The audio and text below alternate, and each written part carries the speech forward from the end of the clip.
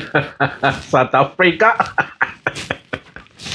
It's true what they say about South Africa being a film. South Africa is a movie, guys. South Africa is a movie. So here I was minding my own business, about to go to bed last night. I get emails just coming like this. They're like, Clancy, are you watching the drama? Are you watching the drama? I'm like, what drama is going on? South Africa, why don't you just give us a break? We want to go to bed. It is the 14 million rand, I think they call special gems or something like that, that was stolen by Commissioner Mkhwanazi, Julius Mkhwanazi, and his cohorts. And there was a witness K, who came there to say, listen, I know the consequences that I'm going to go to jail because Benganga ngumsebenzi, but before I go to jail, I want to let the country know that myself and this person, Julius Mkhwanazi, this person and that person went to steal these precious stones in Kelani. Now, Julius Mkhwanazi was questioned about this. He denied it. He denied it while Pika. Then, of course, like, because he doesn't know that there are people with a conscience out there at some point. And just like Witness K, who developed a conscience to say, what we did was wrong. And I think, in my opinion, Witness K felt hard done. So we're finding out that the precious stones are 14 million rand, or at least worth of 14 million rand. But they get a geologist of some sort, or a specialist of some sort. So they steal these precious stones. And then this so-called expert looks at them and say, they are not that, they're almost like a worthless type of situation. But we can get away with selling them on the black market or Facebook market for this amount of money. So indeed, they sell the precious stone for 110,000 rand, if I'm not mistaken, of which they share the money equally. Witness K taking 22,000 rand out of that sale. Now she is shocked to hear that these precious stones, they are worth 14 million rand. I think that's when she said, so since I am going to tell the truth. I'm not saying that's what happened. It's just me thinking. Because, there's no honor amongst criminals, right? So clearly, the so-called experts decided or realized that I could actually make more money than these fools. All that I need these fools to do is to bring me the precious stones. And I will get a buyer for 110,000 rand. Me and the buyer know that these precious stones, they are worth far more than 110,000 rand. So chances are the buyer and the expert, they shed 7 million rand each. And now who is going to be going to jail? Yeah, dumb police officers who are using our uniform to commit crimes instead of fighting crimes.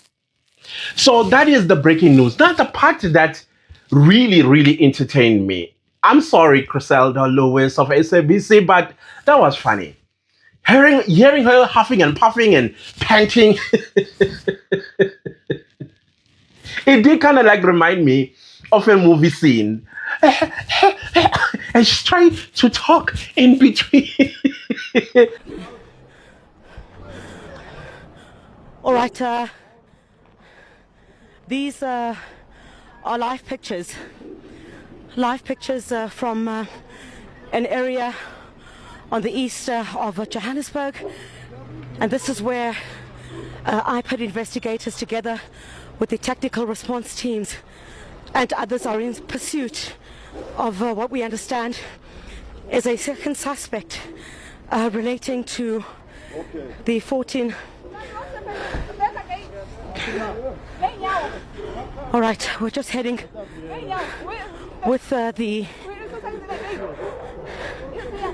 And I'm like, imagine, wait.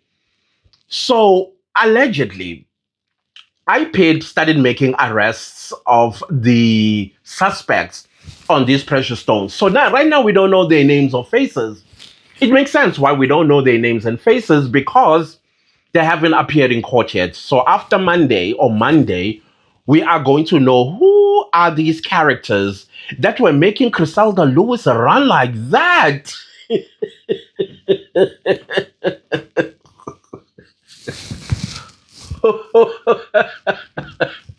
Oh, poor Griselda. I was feeling bad for her. And the reason why I was feeling bad for her is because I know how it's like. After getting involved in the March and March, the last time, I was still panting even in my sleep. Because you run them. So now, allegedly, so they got one suspect, and the suspect was arrested during the day. The second suspect had asked, he was notified that we are coming to arrest you, and he said, "No, can you hold up the arrest because my wife is giving birth? I will come tomorrow to hand myself over." And I believe this was either Thursday or Friday. So the second suspect did not then hand himself over to the police on Friday. And so, of course, a warrant of arrest was issued, and that's what we are witnessing with Griselda Lewis huffing and puffing, trying to get hold at perhaps the face or cover the story of the second suspect. I must say, I paid once again. I feel terrible. All my criticisms of you guys until I heard you at the Madlanga Commission of Inquiry, and I felt terrible. I'm sorry, guys. We now understand your job. It's not easy. The police make your job so difficult that you have to create other angles and strategies on how to investigate and get the facts. I felt terrible. I never, ever again criticized iPad, especially Masuku and Mabaso, if I'm not mistaking their surnames. I never again. iPad, do you? We behind you. Do you? But now, Uchulism Kwanazi, I believe he's under house arrest. That's what at least he told the Madlanga Commission, that he's under house arrest because of the fraud case that he's busy going to court about. And I was actually even thinking that probably the person that they were chasing after was Julius Mkwanazi. But like Julius Mkwanazi is afraid of jail, y'all. I mean, even the last time when he appeared last week, he mentioned this whole thing that he doesn't want to go to jail. So I don't know. That is why I will continue to say, if you are working for government, public sector, there was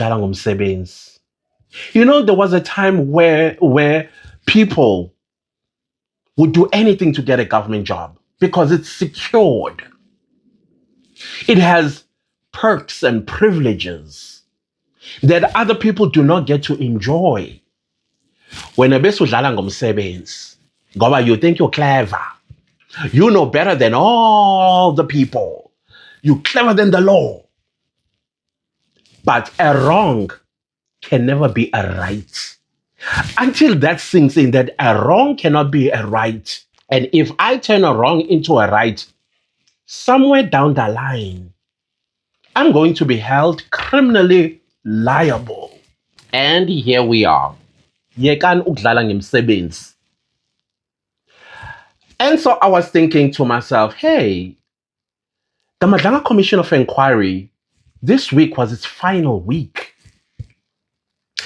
Mamuluku Kubai, the Minister of Justice and Constitutional Development, ma'am, you are not familiar with South Africans, right? And I can tell you right now, Minister Kubai, that South Africans want Madlanga Commission of Inquiry time to be extended. Madam, wasn't it you about 2 weeks or so ago, you found, goodness knows where, 600 million rand. Remember that 600 million rand? You found it. For what? For what? And by the way, we still haven't forgotten the accountancy aftermath of the 30th of June. We want you breaking it down for us. And I'm sure there's a change somewhere. And that change, ma'am, we need it at the Madlanga Commission for Inquiry. You see, something tangible. There are a lot of things that are going on in this country that the Madlanga Commission of Inquiry needs to look at. We need the Madlanga Commission of Inquiry to look into the South African Home Affairs. Every one of those crooks.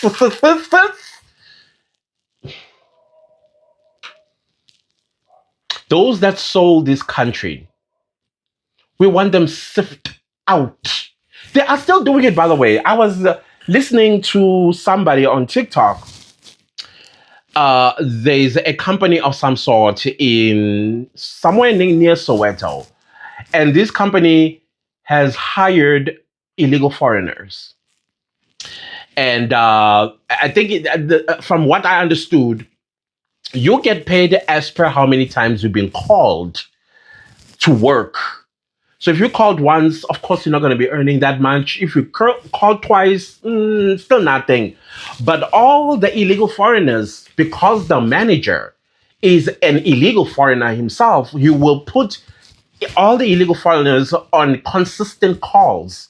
So in a week, an illegal foreigner can get called twice or three times in a day. So they were making more money than South African employees. And the owner of this particular company is a South African. A South African. And so allegedly, the same company got a tender of some sort in Japan. Now, you would think that the company would look and say, okay, I do have South Africans with me. 65 of them, maybe not, but I do have South Africans. I would use them to go to Japan with them. But no, what does the alleged company owner does? Goes to Home Affairs, find a lady in Home Affairs, allegedly tries to steal the information of the South Africans that work for this company and kind of like replace them with the illegal foreigners' names onto the passports so that the illegal foreigners go to Japan with him. And allegedly the gig is there about 4 months and it will pay very, very good. Kodwa niyabona ukuthi kudlalwa ngathi la eSouth Africa. So I was hoping that LACO, because I think this story was shared by LACO, they succeeded, number one, in getting the owner arrested, fined, and all those illegal foreigners deported. Probably even closed down the whole thing. And I'm hearing more stories as well of hotel owners harboring illegal foreigners. So somewhere, somehow, there are some people who are not taking this seriously. They think this is a joke. And finally, I also saw videos in Protea Glen. Is it Protea Glen or Protea? I never knew the difference. There are people who are working with immigration and the police, and they're doing exactly what I said we South Africans are going to do post the 30th of June. If you think the dust has settled because it was a one-day event, you couldn't be more wrong. After the 30th of June, that's when the work begins, because when you thought you were being smart, I'm not leaving, I'm going nowhere. How they say it? I'm going nowhere. No, it's going nowhere. But we are not there. And now what they're doing exactly what I had said. Fine comb. You know, you start from the last house or the first house, whichever way it is. They open, oh, South Africans, thank you. Because Home Affairs will have all their machineries to confirm that you're a South African or not. And the great work that is being done there, some heard about this and packed up and started running away. Now, here's the thing. Running away is not enough, because the very same process is coming to where you ran away to. And if you ran away to a South African community, There are South Africans in that community will call immigration and say, we just had some visitors that are planning to stay forever here. We suspect that they are illegal foreigners. So it would have been better that you packed and went back home. Don't run to the next township or the next village or the next informal settlement because they're still coming there. Just go home. Go home, go fix your country. And I'm so glad that the government has decided that they are going to take a very hard stance on Nigerians. I even saw Nigerians tripping on their tripods once again and talking about this and twisting Kumbuzo Chabeli's words, saying that South African government is taking away Nigerian homes. They are declaring them as unlawful. She's never said that. And she is saying that those houses are drug dens. She never said that. Because the propaganda must continue. And I don't understand why you would be antagonizing South Africans, because the more you antagonize us, the more energy you give us to kick you all out. All of you. Anyways, I thought let me come and share my experience last night about the breaking news of the precious stones that are worth 14 million rand stolen by Julius Mkhwanazi and his company. Nikangelani some of my boys. Nikangelani some of my boys. Anyways, guys, thank you all so much for listening. And this day is going to be interesting. Also, I feel like there's going to be some drama. Even tomorrow, Sunday. I'll see you guys next time. Please enjoy your Saturday. Goodbye.